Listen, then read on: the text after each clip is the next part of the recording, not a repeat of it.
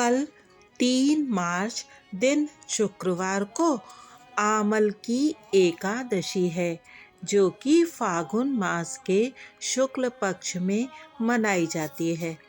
तो आज सुनते हैं फाल्गुन मास की आमल की एकादशी की कथा, विधि और महात्म्य।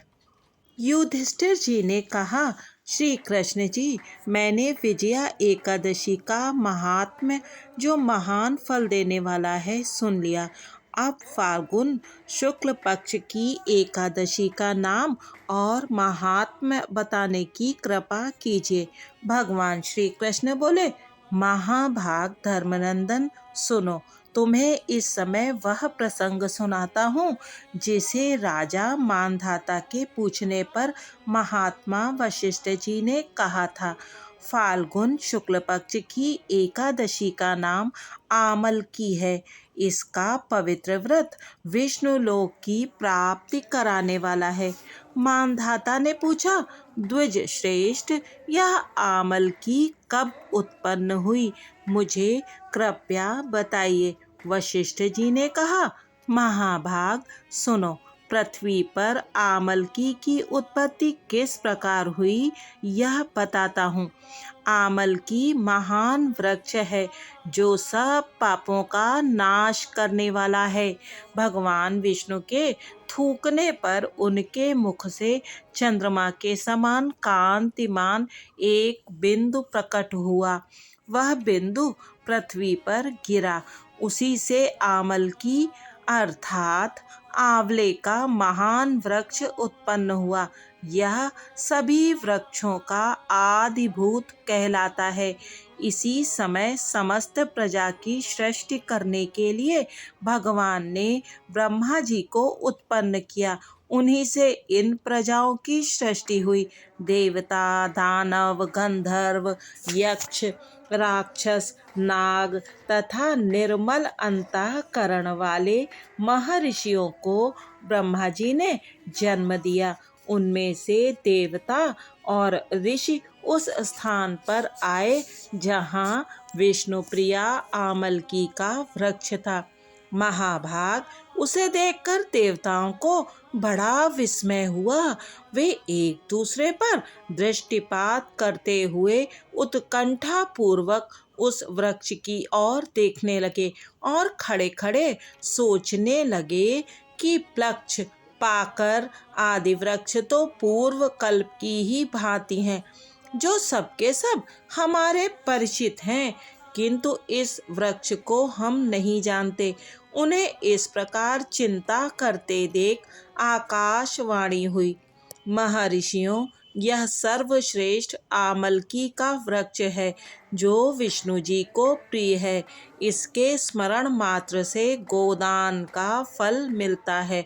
स्पर्श करने से इससे दूना और फल भक्षण करने से तिगुना पुण्य प्राप्त होता है।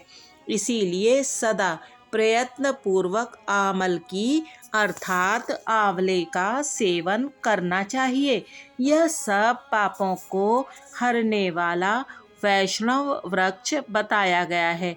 इसके मूल में श्री विष्णु, उसके ऊपर श्री ब्रह्मा, स्कंध में परमेश्वर भगवान रुद्र, शाखाओं में मुनि, टहनियों में देवता, पत्तों में वसु, फूलों में मरुदगण तथा फलों में समस्त प्रजापति वास करते हैं। आमल की सर्वदेवमयी बताई गई है। अतः विष्णु भक्त पुरुषों के लिए यह परम पूज्य है। ऋषि बोले, अव्यक्त रूप से बोलने वाला महापुरुष, हम लोग आपको क्या समझें? आप कौन हैं? देवता हैं या कोई और? हमें ठीक ठीक बताइए। तभी आकाशवाणी हुई, जो संपूर्ण भूतों के कर्ता और समस्त भुवनों के सृष्टा हैं, जिन्हें विद्वान पुरुष भी कठिनता से देख पाते हैं, वही सनातन विष्णु मैं हूँ। देवादिदेव भगवान श्री विष्णु जी का कथन सुनकर उन ब्रह्म कुमार महर्षियों के नेत्र आश्चर्य से चकित हो उठे। उन्हें बड़ा विस्मय हुआ। वे आदि अंत रहित भगवान की स्तुति करने लगे। ऋषि बोले, संपूर्ण भूतों के आत्मभूत आत्मा एवं परमात्मा को नमस्कार है। अपनी महिमा से कभी च्युत न होने वाले अच्युत को नित्य प्रणाम है। अंतरहित परमेश्वर को बारंबार प्रणाम है। दामोदर कवि सर्वज्ञ और यज्ञेश्वर को नमस्कार है। मायापते आपको प्रणाम है। आप विश्व के स्वामी हैं। आपको नमस्कार है। ऋषियों के इस प्रकार स्तुति करने पर भगवान श्री हरि संतुष्ट हुए और बोले, महर्षियों, तुम्हें कौन सा अभीष्ट वरदान दूं? ऋषि बोले, भगवान, यदि आप संतुष्ट हैं तो हम लोगों के हित के लिए कोई ऐसा व्रत बतलाइए जो स्वर्ग और मोक्ष रूपी फल प्रदान करने वाला हो। तब श्री विष्णु भगवान बोले, महर्षियों, फाल्गुन शुक्ल पक्ष में यदि पुष्य नक्षत्र से युक्त द्वादशी हो तो वह महान पुण्य देने वाली और बड़े बड़े पातकों का नाश करने वाली होती है। द्विजवरों, उसमें जो विशेष कर्तव्य है उसको सुनो। आमल की एकादशी में आंवले के वृक्ष के पास जाकर वहाँ रात्रि में जागरण करना चाहिए। इससे मनुष्य सब पापों से छूट जाता है और उसे सहस्त्र गोदानों का फल मिलता है। विप्रगण, यह व्रतों में उत्तम व्रत है जिसे मैंने तुम लोगों को बताया है। ऋषि बोले, भगवान, इस व्रत की विधि बतलाइए। यह कैसे पूर्ण होता है? इसके देवता, नमस्कार और मंत्र कौन से बताए गए हैं?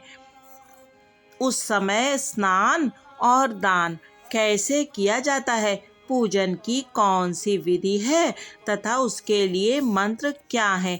इन सब बातों का यथार्थ रूप से आप वर्णन कीजिए।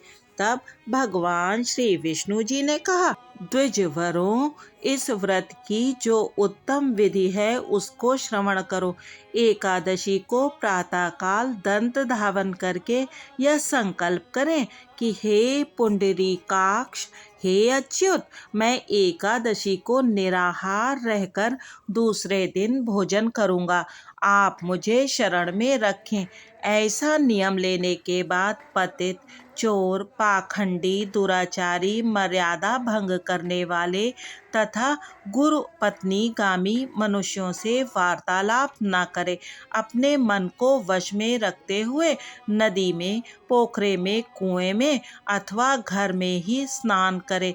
स्नान के पहले शरीर में मिट्टी लगाए।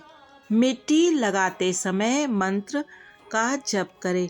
वसुंधरे, तुम्हारे ऊपर अश्व और रथ चला करते हैं तथा वामन अवतार के समय भगवान श्री विष्णु जी ने भी तुम्हें अपने पैरों से नापा था। मृतिके, मैंने करोड़ों जन्मों में जो पाप किए हैं, मेरे उन सब पापों को हर लो। स्नान करने का मंत्र है, जल की अधिष्ठात्री देवी माता, तुम संपूर्ण भूतों के लिए जीवन हो। वही जीवन जो स्वेदज और उद्भिज जाति के जीवों का भी रक्षक है। तुम रसों की स्वामिनी हो।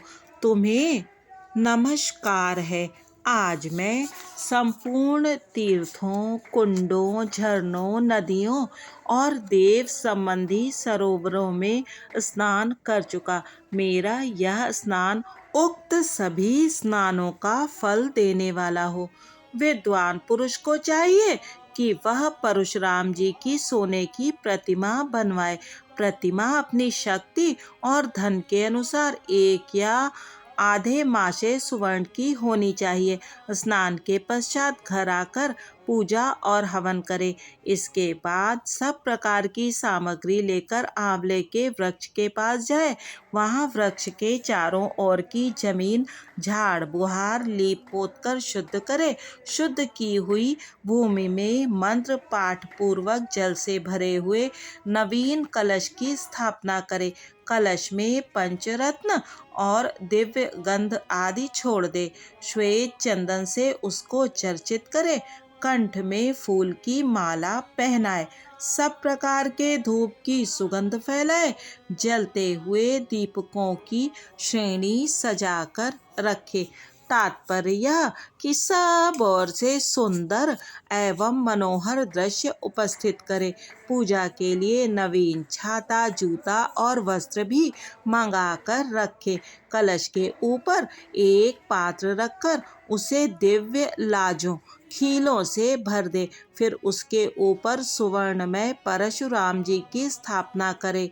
विशोकाय नमः कहकर उनके चरणों की, विश्व रूपिणे नमः से दोनों घुटनों की, उग्राय नमः से जांघों की, दामोदराय नमः से कटिभाग की, पद्मनाभाय नमः से उदर की, श्री वत्सधारिणे नमः से वक्षस्थल की, चक्रिणे नमः से बाईं बाह की, गदिने नमः से दाहिनी बाह की, वैकुंठाय नमः से कंठ की, यज्ञ मुखाय नमः से मुख की, विशोक निधिये नमः से नासिका की, वासुदेवाय नमः से नेत्रों की, वामनाय नमः से ललाट की, सर्वात्मने नमः से संपूर्ण अंगों तथा मस्तक की पूजा करे। ये ही पूजा के मंत्र हैं। तदंतर भक्ति युक्त चित्त से शुद्ध फल के द्वारा देवाधिदेव परशुराम जी को अर्घ्य प्रदान करे। अर्घ्य का मंत्र इस प्रकार है। देव देवेश्वर जमदग्नि नंदन श्री विष्णु स्वरूप परशुराम जी, आपको नमस्कार है, नमस्कार है। आंवले के फल के साथ दिया हुआ मेरा यह अर्घ्य ग्रहण कीजिए। तदंतर भक्ति युक्त चित्त से जागरण करे। नृत्य संगीत वाद्य धार्मिक उपाख्यान तथा श्री विष्णु जी संबंधिनी कथा वार्ता आदि के द्वारा वह रात्रि व्यतीत करे। उसके बाद भगवान श्री विष्णु जी के नाम ले लेकर आमल की वृक्ष की परिक्रमा 108 या 28 बार करे। फिर सवेरा होने पर श्री हरि की आरती करे। ब्राह्मण की पूजा करके वहाँ की सब सामग्री उसे निवेदन कर दे। परशुराम जी का कलश, 2 वस्त्र, जूता आदि सभी वस्तुएं दान कर दे और यह भावना करे कि परशुराम जी के स्वरूप में भगवान विष्णु मुझ पर प्रसन्न हो। तत्पश्चात आमलकी का स्पर्श करके उसकी प्रदक्षिणा करे और स्नान करने के बाद विधि पूर्वक ब्राह्मणों को भोजन कराए। तदंतर कुटुंबियों के साथ बैठकर स्वयं भी भोजन करे। ऐसा करने से जो पुण्य होता है वह सब बतलाता हूँ, सुनो। संपूर्ण तीर्थों के सेवन से जो पुण्य प्राप्त होता है तथा सब प्रकार के दान देने से जो फल मिलता है वह सब उपयुक्त विधि के पालन से सुलभ होता है। समस्त यज्ञों की अपेक्षा भी अधिक फल मिलता है, इसमें तनिक भी संदेह नहीं है। यह व्रत सब व्रतों में उत्तम है, जिसका मैंने तुमसे पूरा पूरा वर्णन किया है। श्री वशिष्ठ जी कहते हैं, महाराज, इतना कहकर देवेश्वर भगवान विष्णु जी वहीं अंतर्ध्यान हो गए। तत्पश्चात उन समस्त महर्षियों ने उक्त व्रत का पूर्ण रूप से पालन किया। नृपश्रेष्ठ, इसी प्रकार तुम्हें भी इस व्रत का अनुष्ठान करना चाहिए। भगवान श्री कृष्ण जी कहते हैं, युधिष्ठिर, यह दुर्धर्ष व्रत मनुष्य को सब पापों से मुक्त करने वाला है। इति श्री एकादशी व्रत कथा विधि एवं महात्म्य। श्री विष्णु भगवान की जय हो।